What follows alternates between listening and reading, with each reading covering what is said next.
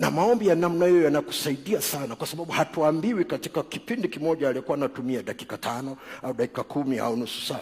Ila tunajua alienda mara ya kwanza. Alitumia muda gani hatujui, alienda mara ya pili. Msisitizo hauko kwenye saa unayotumia. Msisitizo uko kwenye persistence, kule kukimbizana nacho kwenye moyo wako.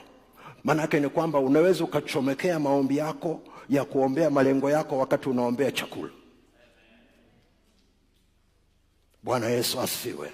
Bwana Yesu asifiwe. Hallelujah, hallelujah. Hallelujah, hallelujah.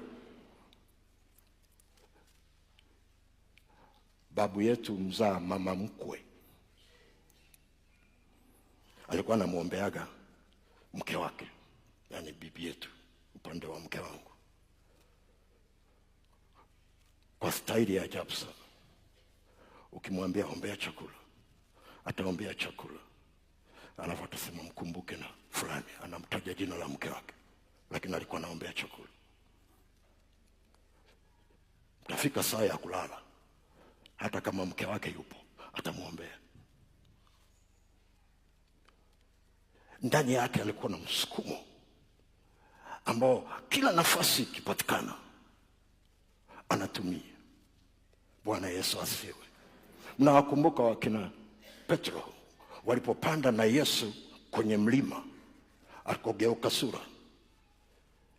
Walipata nafasi ya kuona kitu ambacho sio watu wengi wamepata nafasi ya kuona, jinsi utukufu wa Bwana ulivyomfunika Yesu. Angalia kitu walichoomba. Petro anasema tujenge vibanda 3, na maandiko yanasema kwa sababu hakujua cha kuomba. Biblia haituambii ule upako ulikaa dakika ngapi, dakika 5, dakika 10, lakini wingu likanyenyuka.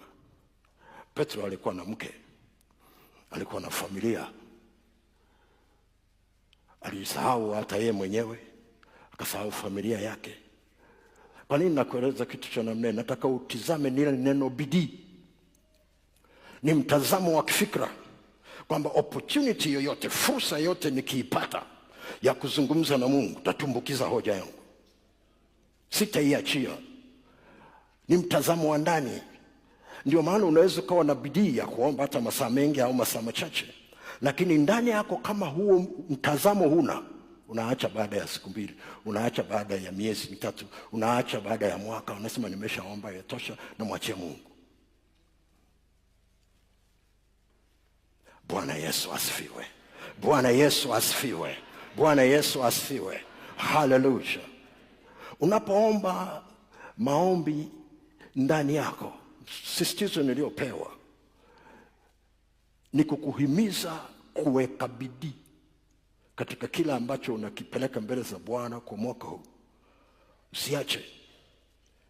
Usiache, kwa sababu Mungu ni mwaminifu, aliahidi naye atafanya.